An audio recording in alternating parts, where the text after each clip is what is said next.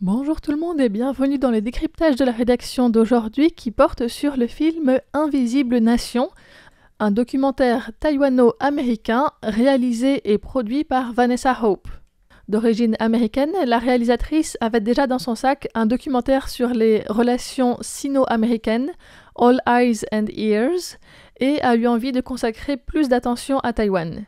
Le projet de Invisible Nation est né lorsque Tsai Ing-wen était candidate à l'élection présidentielle et Vanessa Hope avait envie de suivre la première femme élue présidente dans la démocratie qu'est Taïwan.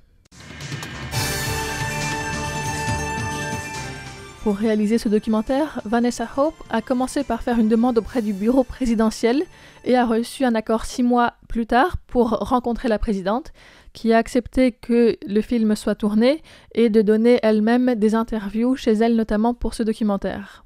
Le tournage a eu lieu en 2 parties, une première en 2017 et puis ensuite en 2019-2020 après le mouvement anti-extradition de Hong Kong. Le film montre principalement comment Tsai Ing-wen gère les relations entre Taïwan, les États-Unis et la Chine, tout en mettant aussi en valeur d'autres femmes politiques comme Hsiao Bi-khim, la vice-présidente actuelle, mais aussi Wu Pei, qui était porte-parole du DPP, ou encore Chen Zhu, l'ancienne prisonnière politique devenue présidente du Yuan de contrôle. Et puis le film présente aussi des archives utilisées, notamment de déclarations du président chinois Xi Jinping ou d'anciens présidents taïwanais, mais aussi des interviews de représentants étrangers, notamment la présidente de la Chambre des représentants des États-Unis, Nancy Pelosi, qui était venue à Taïwan en août 2022. Et puis le documentaire montre également la guerre en Ukraine, la répression des manifestants hongkongais et les échos qu'ont eu ces conflits à Taïwan.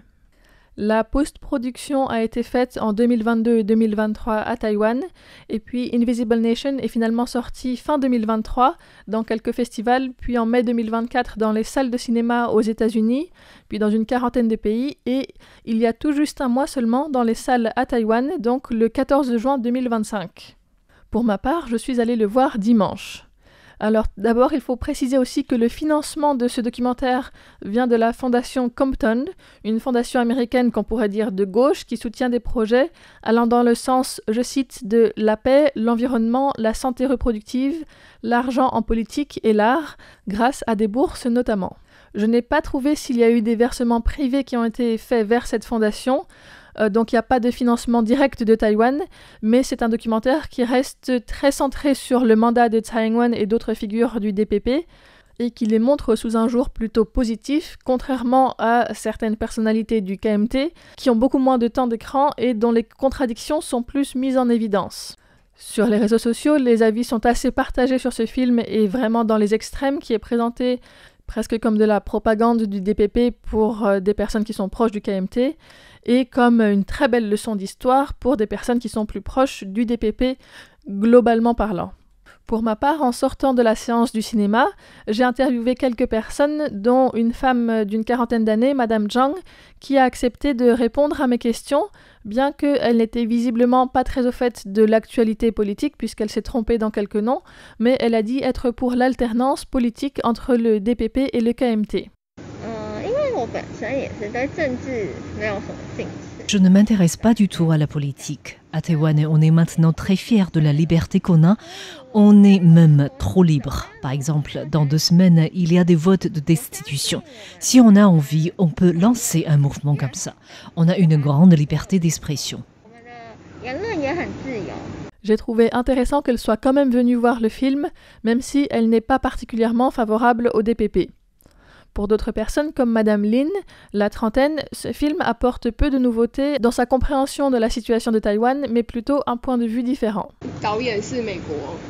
La directrice du film est américaine et ça permet d'avoir un point de vue étranger. Pour moi, c'est à partir du lycée et de l'université que je me suis intéressée au processus de démocratisation de Taïwan avec le mouvement des tournesols. Mais je ne savais pas comment les étrangers ou les représentants de Taïwan à l'international abordaient le sujet et l'importance que peuvent avoir les mots qu'ils prononcent. C'est ce qui est le plus nouveau pour moi. Il faut aussi dire que c'est un documentaire qui rencontre un grand succès à Taïwan. En voulant aller voir ce film, le premier cinéma dans lequel je me suis rendue, on m'a dit qu'il n'y avait déjà plus de place. Et dans le deuxième, j'ai réussi à avoir un ticket, mais la salle était très pleine aussi.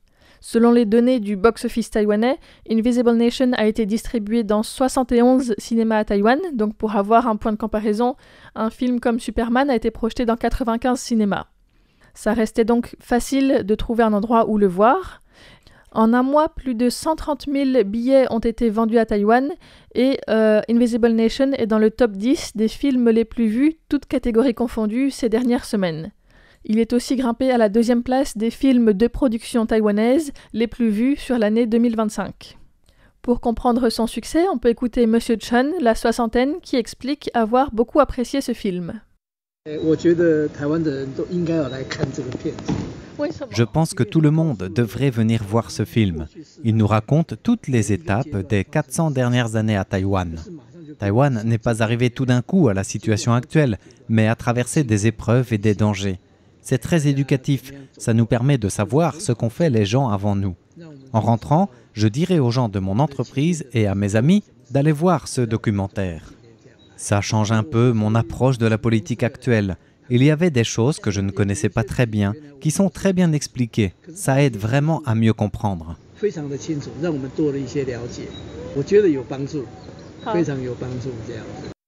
On peut donc dire que Invisible Nation est un film de qualité, avec un certain parti pris certes, mais qui est aussi reconnu par plusieurs prix internationaux.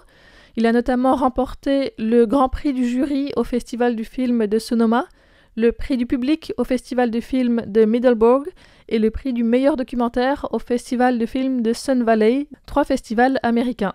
Le film a aussi été nominé pour plusieurs autres prix, notamment le prix du film pour la paix en Allemagne et le Festival de documentaires internationaux pour les droits humains aux États-Unis de nouveau.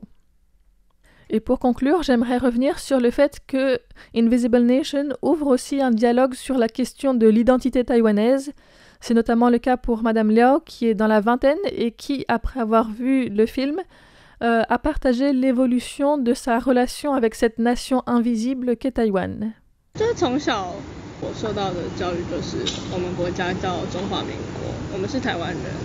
Depuis petite, j'ai appris que notre pays s'appelle la République de Chine et que nous sommes taïwanais. Il y avait vraiment ce cadre. Ensuite, mes premières expériences plus directes avec l'impérialisme chinois étaient en 2019, au moment du mouvement anti-extradition à Hong Kong, quand j'étais au lycée. On était convaincus que Hong Kong avait 50 ans de gouvernement autonome après le retrait du Royaume-Uni, mais dès que la loi autorisant les extraditions vers la Chine est passée, c'est devenu très clair qu'on ne peut pas faire confiance au Parti communiste chinois. De voir comment les étudiants étaient traités a été un choc. Ensuite, j'ai été plus en contact avec les étrangers, j'ai aussi vécu des situations de racisme et d'oppression et je suis devenue plus consciente d'être taïwanaise et de devoir continuer à avancer avec cette identité.